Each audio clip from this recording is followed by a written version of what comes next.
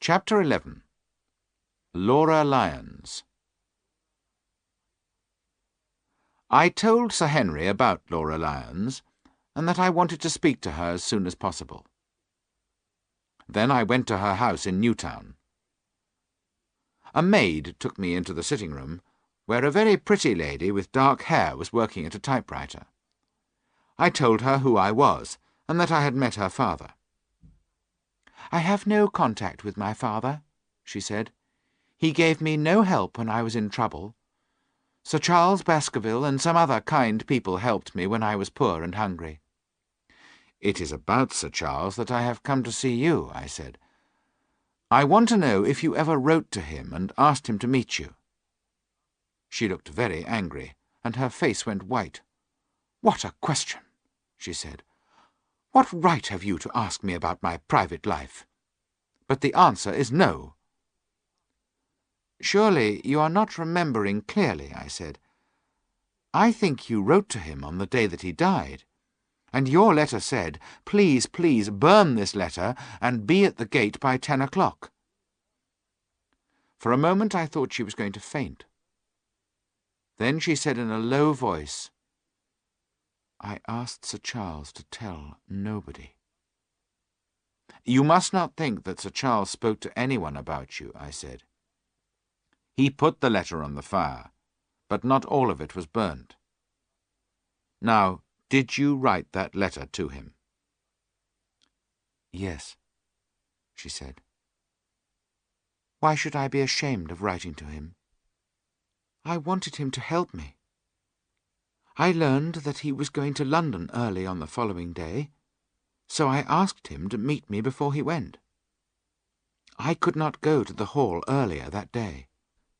"But why did you ask him to meet you in the garden instead of in the house?" I asked.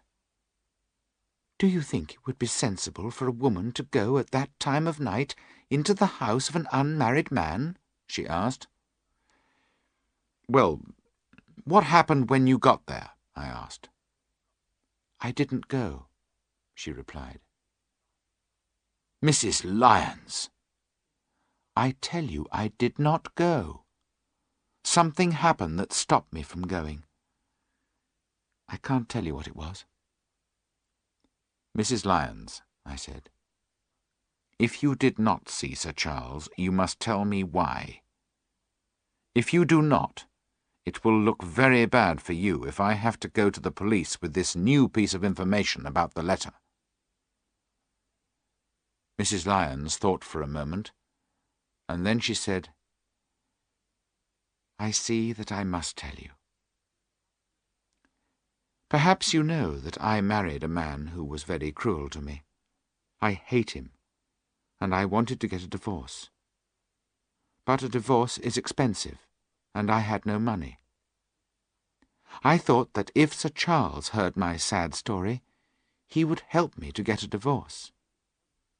"Then why didn't you go to see Sir Charles?" I asked her. "Because I got help from someone else," she said. "Why didn't you write to Sir Charles and tell him?" "I was going to, but I saw in the newspaper the next morning that he had died." I asked Mrs. Lyons a number of other questions, but she did not change her story, whatever I asked her. I was sure that she was telling the truth. I could check two important parts of the story. If they were right, there could be no doubt that she was telling the truth. I could check that she had begun to get her divorce at about the time of Sir Charles's death. I could also check that she had not been to Baskerville Hall on the night of Sir Charles's death. But I was not sure that she had told me the whole truth. Why had she nearly fainted when I had told her about the letter? That was not completely explained by the story she had told me. I had discovered all I could for the moment. I left her, and went to search for more information in a different place.